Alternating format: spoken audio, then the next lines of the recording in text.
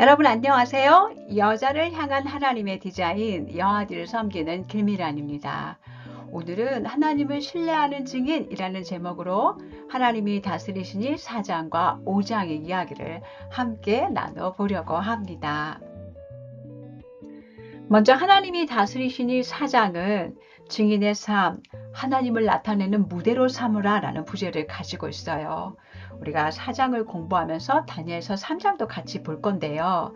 다니엘서 3장에는 느부갓네살이 금신상을 만드는 거, 그런데 이것이 예배 전쟁이라는 거, 사드락과 메삭과 아벳느고 세 친구의 믿음, 또 이들을 풀무불에 던졌을 때 불 가운데 계신 예수님, 하나님이 이 세 친구의 믿음을 통해서 어떻게 하나님을 알지 못하는 사람들로 하여금 또 하나님을 높이게 하시는지, 어떻게 예배를 받으시는지 느부갓네살의 고백까지 한번 살펴보겠습니다. 먼저 질문은 이거예요. 우리가 이 땅에서 우리의 계획과 일치되지 않는 일들이 일어날 때, 어떤 상황이 도무지 이해가 되지 않을 때, 하나님이 우리를 돌보시고 있지 않다라고 느껴지는 그런 상황에서 하나님을 신뢰하고 믿음으로 걷는다면 무슨 일이 일어날까요? 다니엘서 3장과 같이 느부갓네살이 하나님을 찬양하는 무대가 만들어진다는 거예요. 하나님은 살아계시고 선하시다는 이런 사실이 정말 필요한 사람들에게, 그리고 이 세상에게 우리 하나님을 자랑할 수 있는 그런 무대를 제공한다는 거죠. 이 일에 우리에게 본이 되어준 세 사람이 사드락과 메삭과 아벳느고입니다. 다니엘서 3장에 느부갓네살이 거대한 금신상을 세우잖아요. 높이가 27m인데 지금으로 얘기하자면 8층짜리 건물의 높이예요. 느부갓네살이 자기 힘을 과시하고 자신의 능력을 드러내고 찬사를 받고 싶은 마음으로 신상을 세웠는데요. 바벨탑 사건이 생각나지 않으세요? 느부갓네살은 모든 고관들과 지방의 통치자들을 불러 모아서 자신의 신상 낙성식에 참석하게 했어요. 선포하는 자들이 왕이 너희 무리에게 명하시니 모든 악기 소리를 들을 때 그 앞에서 절하고 느부갓네살에게 충성을 맹세하라, 이렇게 이야기를 했다는 거죠. 그럴 때 느부갓네살의 모든 신하는 그 앞에 절하고 느부갓네살에게 충성을 맹세해야 했습니다. 그런데 금신상은 단순한 조각상이 아니죠. 인간의 권력과 자기 영광을 상징하는 것이에요. 성경은 가이사의 것은 가이사에게, 하나님의 것은 하나님에게 드리라고 이야기합니다. 그런데 경배는 가이사의 것이 아니라 하나님의 것이죠.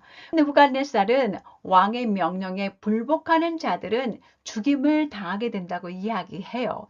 누구든지 엎드려 절하지 아니하는 자는 즉시 맹렬히 타는 풀무불에 던져 넣으리다, 이렇게 이야기해요. 느부갓네살은 자신의 주권에 도전하는 이들을 아주 가혹하게 대응했습니다. 이것은 예배 전쟁입니다. 사실 성경 전체를 보면 창세기에서부터 요한계시록까지 예배를 둘러싼 싸움이 계속되고 있어요.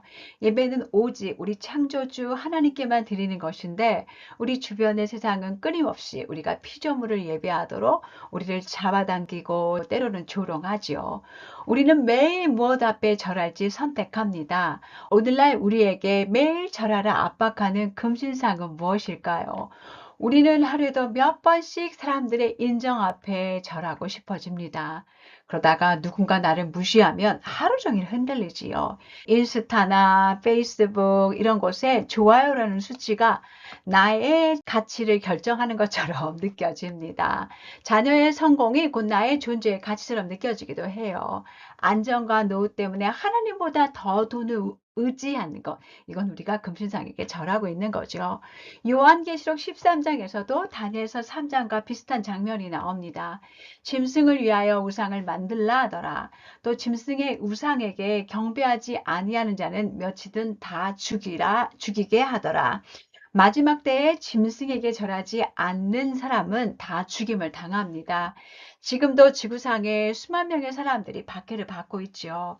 종교의 자유를 누리는 우리도 언젠가는 예배 전쟁이 생사를 가를 만큼 심각한 문제가 될 수도 있습니다.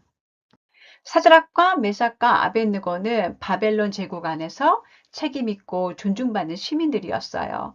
왕의 행정 조직 안에서 봉사하던 이들이었고 그들은 그럼에도 불구하고 느부갓네살이 아니라 하나님께 충성을 맹세한 자들이었습니다. 그래서 신상에 절하지 않았어요. 그들이 자기들보다 앞서서 승진한 것을 질투한 갈대아인들은 악의적으로 그들을 고발합니다.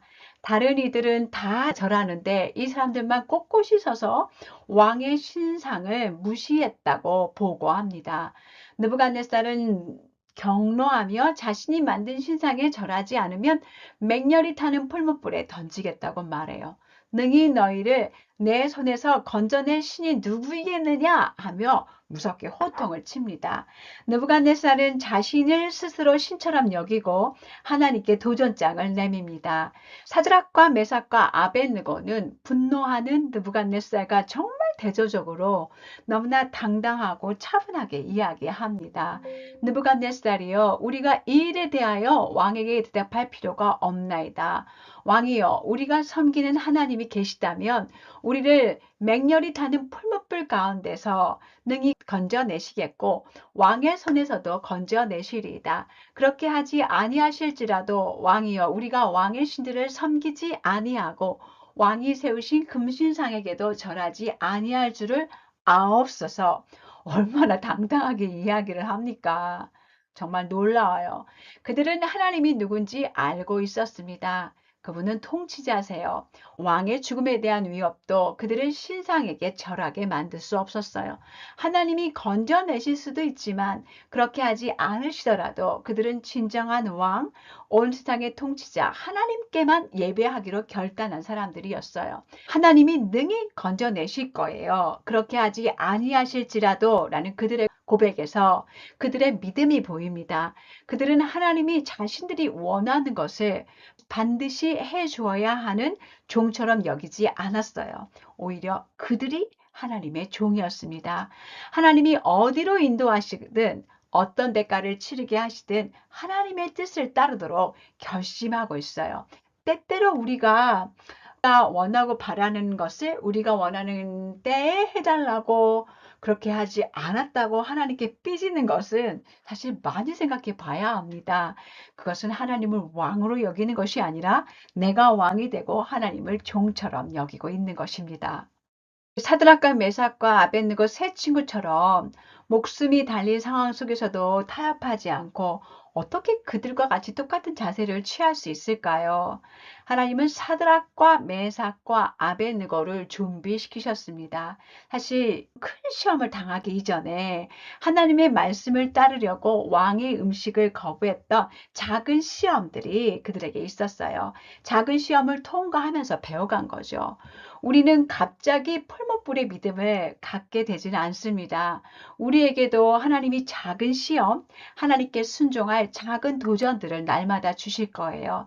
작은 정직의 선택, 험담 자리에 동참하지 않는 것, 억울해도 함부로 말하지 않는 것, 기도하기 싫은 날도 하나님 앞에 나아가는 것, 피곤하지만 예배를 우선순위에 두는 것, 배우자를 바꾸려 하기보다는 내 마음을 하나님 앞에 내려놓는 것, 남편을 사랑하고 존경하고 복종하며 하나님께 순종하는 것, 자녀를 사랑하며 훈계하고 우리 자녀에게 잘못했을 때는 용서를 구하고 하나님의 말씀을 가르치는 것, 이 모든 것이 우리가 작은 시험에 매일매일 순종하는 거예요.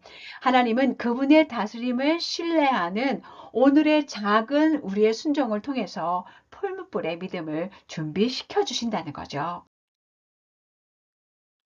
새 친구의 고백에 분노한 느부갓네살은 풀무불의 불을 7배나 뜨겁게 하라고 이야기합니다.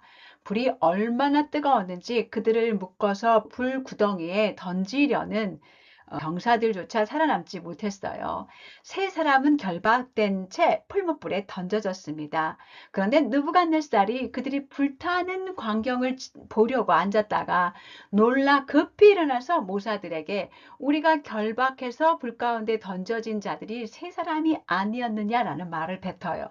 내가 보니 결박되지 아니한 네 사람이 불 가운데로 다니는데 상하지도 아니하였고 그 넷째 모양은 신들의 아들과 같더라라고 이야기합니다. 느부갓네살이 화염 속에서 넷째 사람 신들의 아들을 보고 있다고 이제 생각을 했는데요.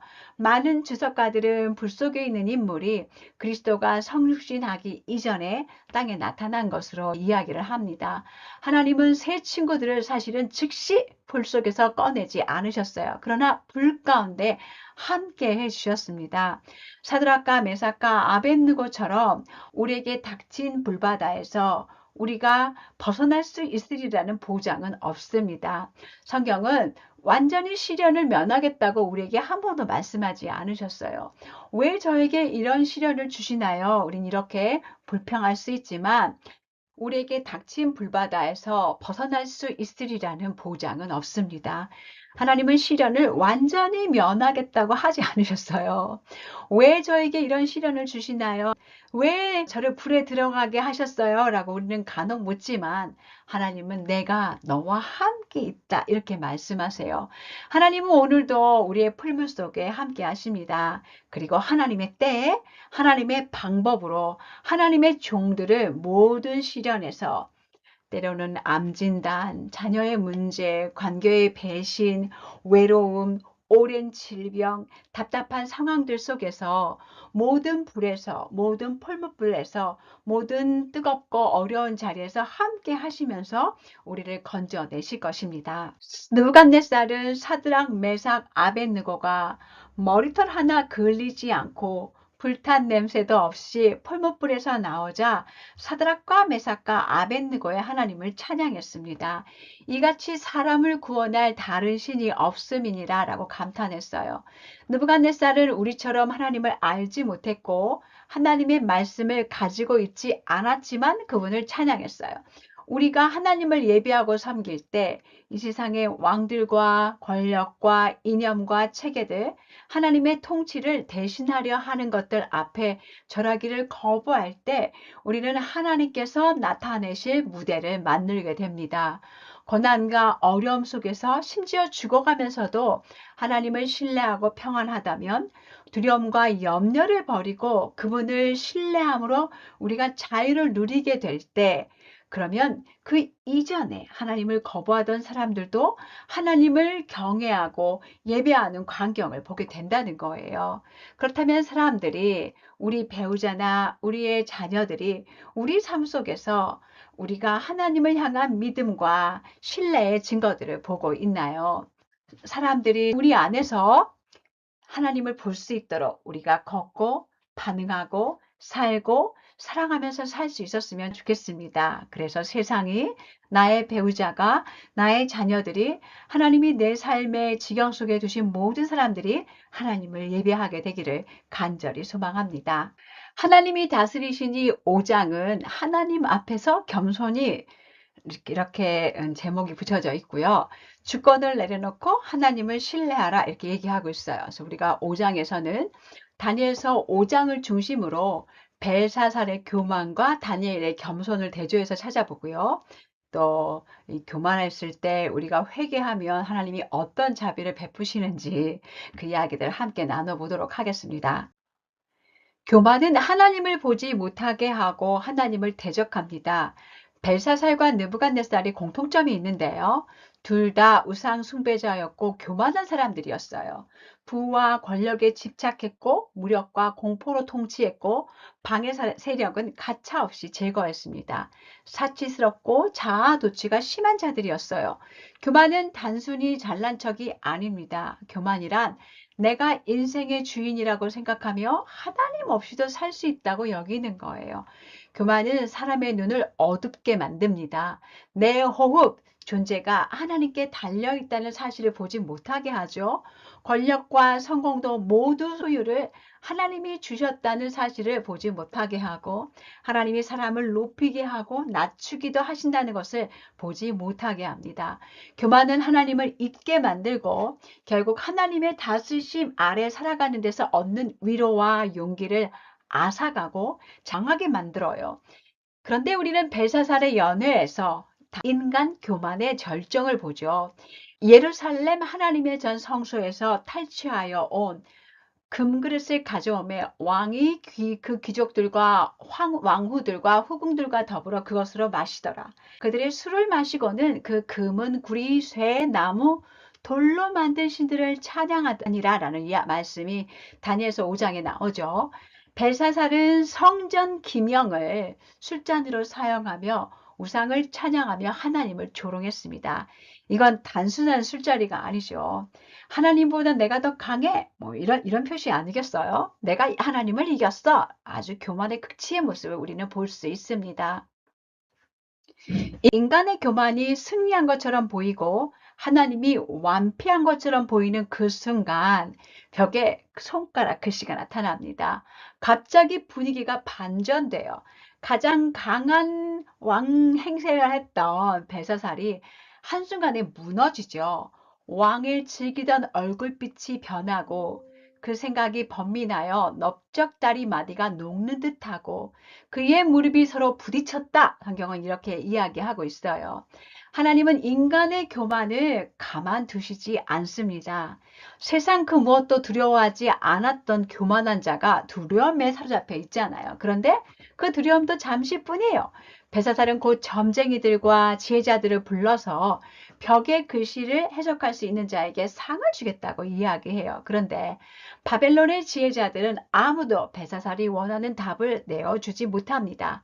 해상의 지혜, 인간의 지혜는 한계가 있으니까요. 오늘날 교만은 눈에 드러나지 않게 우리 삶에 아주 교묘하고 세련된 모습으로 나타나 있어요.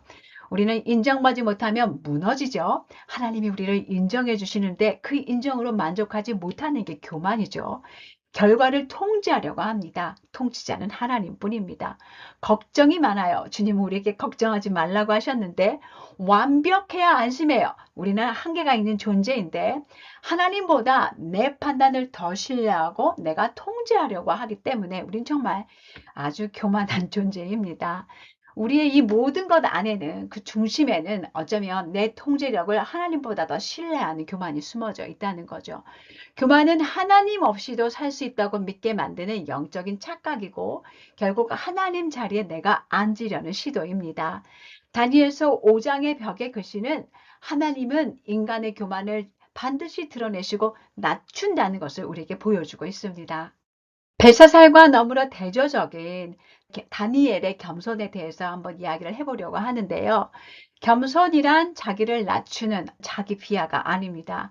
겸손은 하나님이 다스리신다는 사실을 겸허하게 받아들이는 태도예요. 벨사살이 왕궁으로 불러들인 지혜자들이 왕궁벽의 글씨를 해석하지 못하자 왕비가 과거의 다니엘을 기억해냅니다. 왕의 나라에 거룩한 신들의 영이 있는 사람이 있으니 곧 왕의 부친때에 있던 자로서 명철과 총명과 지혜가 신들의 지혜와 같은 자니이다. 이 다니엘은 마음이 민첩하고 지식과 총명이 있어 능히 꿈을 해석하며 은밀한 일을 밝히며 은밀한 말을 밝히며 의문을 풀 수 있었나이다. 이제 다니엘을 부르소서. 그리하면 그가 그 해석을 알려드리리이다. 우리가 이 구절을 보고 유추해 보건대 70대 1은 다니엘은 잊혀진 사람처럼 살았고 인정받지도 못했고 권력의 중심에 있지 않았던 것으로 보입니다. 우리가 다니엘이라면 어떨 것 같으세요?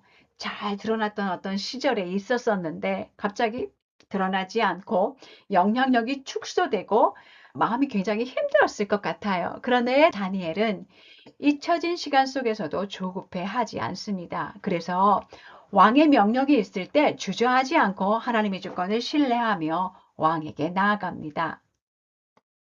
다니엘을 본 벨사살이 이렇게 이야기합니다. 내가 나의 부왕이 유다에서 사로잡아 온 유다 자손 중에 그 다니엘이냐? 내가 이 글을 읽고 그 해석을 내게 알려주면 내가 자주색 옷을 입히고 금사슬을 내 목에 걸어주어 너를 나라의 셋째 통치자로 삼으리라. 이 다니엘을 본 왕은 굳이 그렇게 이야기할 필요가 없는데 다니엘 네가 어떤 존재인 줄 아냐? 너는 유대에서 사로잡아온 포로야. 이걸 상기시키는 거예요. 나는 왕이고 너는 포로야. 이제 이런 거죠. 그리고 나서는 벽에 있는 글을 읽고 해석하면 자기가 가지고 있는 파워를 보여주는 거죠. 너에게 자주색 옷을 입히고 금사슬을 목에 걸고 나라의 셋째 통치자로 삼아주겠다라고 이야기합니다. 나는 그런 권력을 가지고 있는 자야 라고 자기를 과시하는 거죠. 다니엘은 이렇게 말합니다. 왕의 예물은 왕이 친히 가지시며 왕의 상급은 다른 사람에게 주옵소서. 그럴지라도 내가 왕을 위하여 이 글을 읽으며 그 해석을 아뢰리이다 라고 이야기해요. 다니엘이 얼마나 당당한지 몰라요. 어찌 보면 자신을 이렇게 비하하면서 얘기한 그 왕에 대해서 원한도 가질 수 있고 혐오감도 가질 수 있는데 그런 자기 감정이 분명 밀려왔을 텐데 다니엘은 자기 감정에게 충실하지 않고 교만하지 않고 하나님이 온 세상을 다스리신다는 것을 알고 있기 때문에 그분 안에서 만족하면서 겸손하게 답합니다. 가장 높으신 하나님의 종이 되는 것이 최고의 자리임을 다니엘은 이미 알고 있었던 거죠. 교만은 늘 계산하고 비교하고 통제하려 합니다. 그런데 겸손은 하나님께 맡겼기 때문에 자유로운 삶을 살 수 있습니다. 다니엘에게는 사람의 인정보다 하나님의 다스리심이 훨씬 더 중요했고요. 하나님을 따르면서 사는 사람이었기 때문에 다른 사람들의 눈치를 보지 않고 권력 앞에서도 흔들리지 않고 진리를 말할 수 있었습니다. 우리도 사람의 인정을 갈구하면 자유롭지 못하게 되겠죠. 그래서 사랑 안에서 진리를 말하는 것이 굉장히 어렵게 될 수도 있습니다. 벽에 쓰여진 글에 대해서 다니엘이 해석을 합니다. 메대는 하나님이 이미 왕의 나라의 시대를 세워서 끝나게 하셨다는 뜻이고요. 대개 왕을 저울에 달아보니 부족함이 보였다는 뜻입니다. 오바르신 왕의 나라가 나뉘어서 메대와 바사 사람에게 준바되었다. 이렇게 해석을 합니다. 왜 이런 모든 일이 일어났을까요? 다니엘서 5장 23절 24절 말씀은 이렇게 이야기하고 있어요. 그의 성전 그릇을 왕 앞으로 가져다가 왕과 귀족들과 후궁들이 다 그것을 술 마시고 우상들을 찬양했잖아요.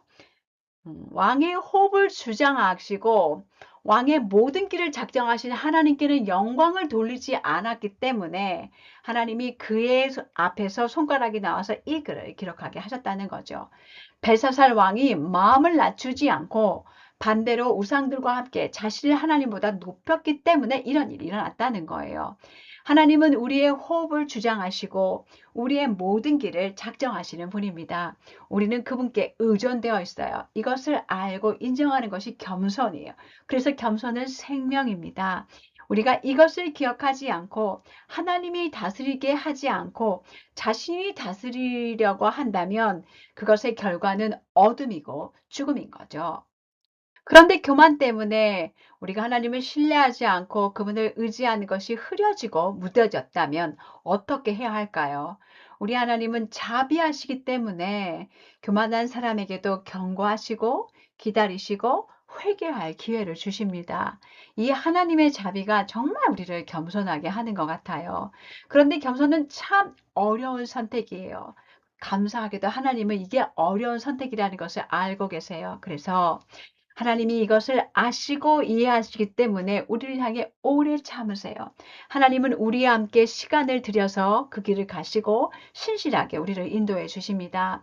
벨사살에게도 하나님은 배울 기회를 주셨어요. 그런데 벨사살이 묵살했습니다. 다니엘은 느부갓네살에 대한 벨사살의 기억을 상기시켜요. 하나님은 느부갓네살에게도 그의 마음과 삶을 하나님의 다스리심에 재조명할 수 있도록 꿈과 해석으로 시간을 주셨어요. 회개할 시간을 주신 거죠. 그를 낮추시기 전에 경고하셨고 느부갓네살에게는 1년을 기다리셨어요. 벨사살도 느부갓네살의 실패를 이미 알고 있었어요. 느부갓네살의 마음이 높아졌고 뜻이 완악했고 교만하게 행해서 7년 동안 왕좌에서 내려와서 미친 사람으로 살았잖아요. 그 시간을 통과해서 지극히 높으신 하나님이 이 사람 나라를 다스리시며 자기의 뜻대로 누구든지 그 자리에 세우시는 줄을 배웠다는 것을 알고 있었어요. 그럼에도 불구하고 하나님의 자비를 거절했기 때문에 그날이 채 끝나기도 전에 죽임을 당하게 된 거죠. 우리가 스스로 낮추기를 거절하면 하나님은 그분의 손으로 우리를 낮추실 것입니다. 마태복음 23장 12절 말씀에 누구든지 자기를 높이는 자는 낮아지고 누구든지 자기를 낮추는 자는 높아진다고 이야기하셨어요. 그러므로 하나님의 능하신 손 아래 겸손하라. 때가 되면 너희를 높이시리라. 베드로전서 5장 6절 말씀. 교만하게 행하는 자를 그가 능히 낮추심이라. 다니엘서 4장 37절 말씀. 정말 이 말씀들이 얼마나 우리를 겸허하게 하는지요. 어떤 사람이 교만을 따라 행하고 스스로 낮추기를 거절한다면 하나님이 낮추실 거예요. 그들을 낮추는 것은 하나님 몫이지 우리 몫은 아니죠. 우리 몫은 우리 안에 있는 느부갓네살과 벨사살을 보는 거예요. 하나님의 자비 때문에 우리는 나의 권세, 나의 영광, 나의 결정, 나의 아이디어, 나의 통제력, 나의 수고, 나의 의견을 내려놓을 수 있습니다. 그때 나의 인생, 그리고 남편과 자녀, 다른 사람들의 인생을 다스리려는 주도권을 내려놓고 겸손히 하나님의 다스리심을 받아들일 수 있습니다. 하나님의 다스림을 받아들이는 사람이 가장 자유로운 사람입니다. 가장 행복하고 기쁜 사람입니다. 그 사랑과 은혜를 모두 누릴 수 있는 우리이기를 간절히 소망합니다.